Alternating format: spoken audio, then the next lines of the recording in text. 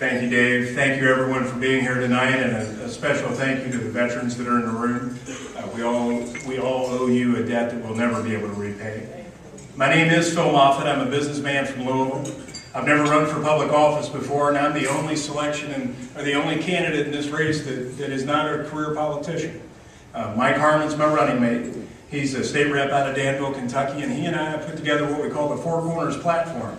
And this Four Corners is what we're going to enact in our first term in the governor's mansion. The first corner of that platform is state sovereignty. The founders gave us the 9th and 10th Amendments of the U.S. Constitution to stand up and fight back against an ever-expanding federal government. And the time has come for us to do that.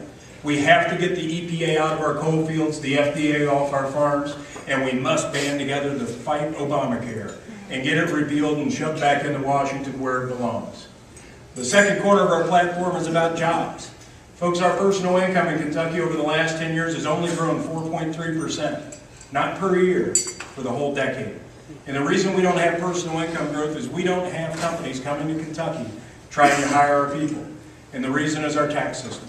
We have a tax system that has 240 different state taxes, fees, and surcharges, and it does more to run companies out of Kentucky than it does to bring them in. So we want to strip those away and replace it with a consumption tax. A single-rate consumer sales tax on all goods and services at the retail level. States that have done this, like Texas, Florida, Tennessee, Nevada, are some of the most prosperous states in the nation. They've opted for a consumption tax over income taxes, over state-level property taxes, over embedded taxes on property or on products, and we need to do that in Kentucky as well. The third corner of our platform is education. Our public education system, folks, is a failure. Where a third of our kids drop out before they graduate, and of those that graduate, 60% of them need remedial education before, 60% of them honestly can't read or do math at grade level. So when you take away that failure and that mediocrity, we're educating 1 out of 4 of our kids well enough to enter college or the workforce without additional help. And we're spending a little less. If you add our local, state, and federal funding together and average it across those students, we're spending a little less than $12,300 a year per child in educating 1 out of 4. The business model is broken. What we propose to change that is we want the superintendent to be held accountable for everything in their district. And to do that, we have to give them the power to manage their budgets, personnel, and curriculum as they see fit to service the kids in their care. We also need discipline back in the classroom because it's an absolute fact that children do not learn if they don't submit to their teachers. And I want to give the teachers and principals the dignity and respect to kick chronically disruptive kids out of class or even out of school if necessary if they won't behave. And the next thing we want to do is get parents more involved in education. And the best way to do that is make them consumers of public education. Give them choices on where their children go to school. If they think the local school is their best option, let them send them there. If they think it's across town or in another district, let them take them where they belong. Because when they fit in, they prosper, and that's what we need. We also need public charter schools in our public school systems. They do the best job of turning the kids around that are falling the farthest behind. When we introduce those two concepts, that means competition will be in the public school sphere for the first time. And competition always, when it's introduced, lowers costs and improves quality. The fourth corner of our platform is about getting state government smaller and quit putting us in debt.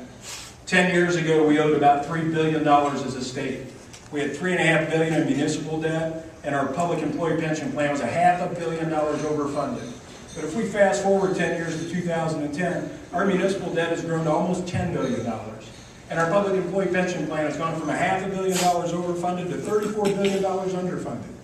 And that's just an incredible rate of failure, obviously, in terms of debt. That's $24,500 per tax-paying family in Kentucky is our equal share. And we've got to stop this. We need common sense budgeting like it means to me as a businessman, and that is you don't spend money before you have it, and you don't spend more than you bring in.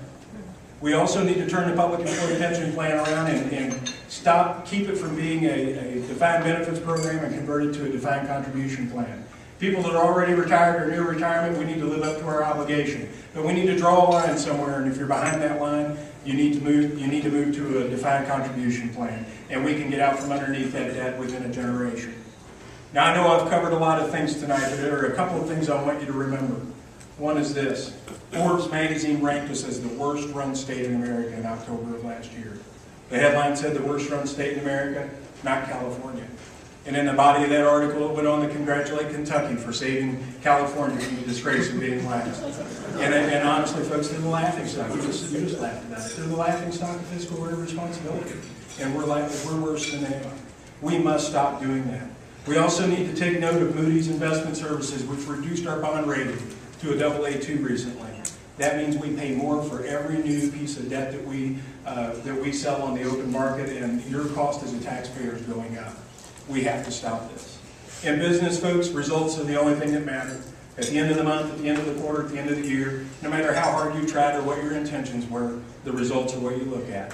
Our results are high unemployment, low wages, a poor education system, and a mountain of debt.